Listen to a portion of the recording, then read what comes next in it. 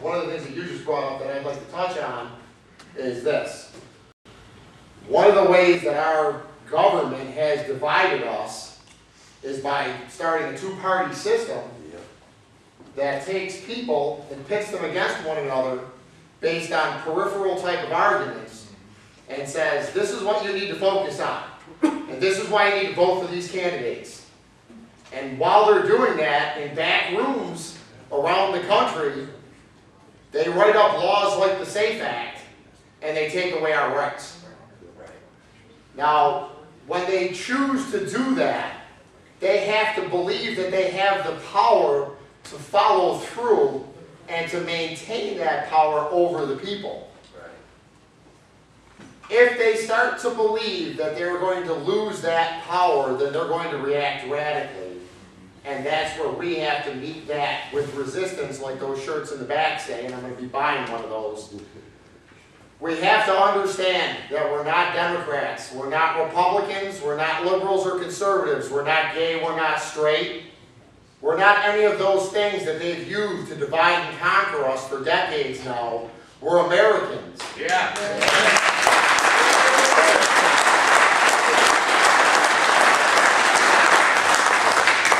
And if you believe in the Bill of Rights and the Constitution of the United States, you're my ally. We can sit down and we can debate the other things after this important battle is won. But the problem with that is this battle will never be fully won.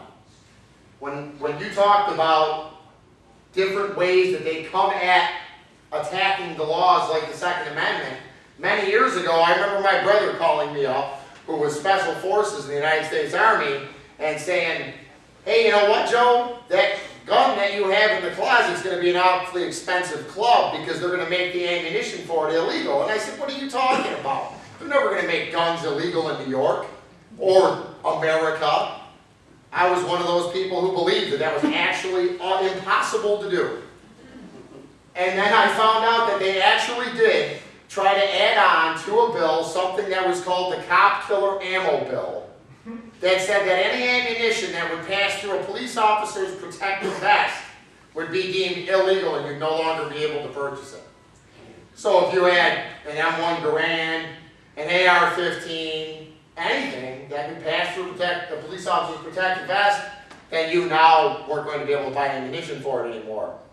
They'll be doing this going forward forever. This is a battle that will continue to be fought forever.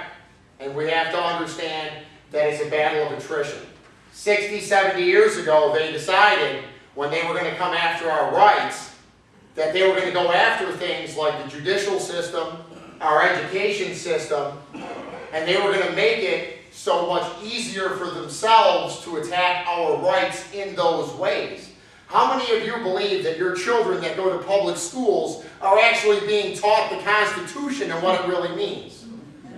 My wake-up call was when my son came home with a book that actually had the first 10 amendments, our Bill of Rights, with an explanation next to each one. And next to the Second Amendment, it said, however, the states can and will exercise their right to control this as they see fit. Now, when I looked in the back of the book, and I saw that the book itself was approved by the Berkeley educational system, I figured out pretty quick why this was being given as an educational piece in our public schools. And I tried to discuss it with the teacher. And then what does the teacher say? Well, this is what the laws say. You have to have a permit to have a handgun. People like to tell us today that, well, you know, they didn't have AR-15s back in the day. They had ball ammunition muskets. They did have pistols. Why do I need a permit to own a pistol? I have to say that maybe I sound radical when I say that, but these are the kinds of things that we have over time. We've lost these battles, this battle of attrition, over years and years and years. That's right. And if we don't, as you said, go backwards and start taking them back, then they're just going to whittle away at it a little more, a little more, a little more. There's judges in California that try to use English law as precedent in the United States of America. And they try to take guns away in that fashion. Well, in England, I don't care what they do in England. I don't care what they do anywhere outside of our borders. This is the United States of America, and the reason that the rest of the world lives in relative peace, I know there's war going on, is because of our ability to stand strong. Hear, hear.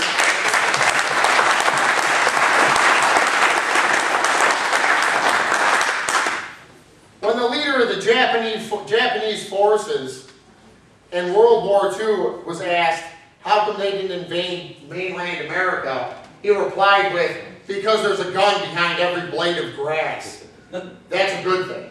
Amen. So our group, the Second Amendment Coalition of Western New York, was started by myself, my friend Nick, with Jewel Thompson and Russ Thompson. I can't see you in the darkness here. But those are wonderful patriots from New York that took people like us and gave us guidance in a direction that we said we need to do something about what's going on right now. And in 5.5 days, we were able to set up a rally in Buffalo, New York with 3,000 people. And that was because there's enough patriots left in this country that have decided that they've had enough, that they'll join forces, and they will go to things like rallies, and they'll drive 5.5 hours to Albany, and they'll go 8 hours to Washington, D.C., and we're willing to say that we're going to stand up for our rights for the sake of posterity.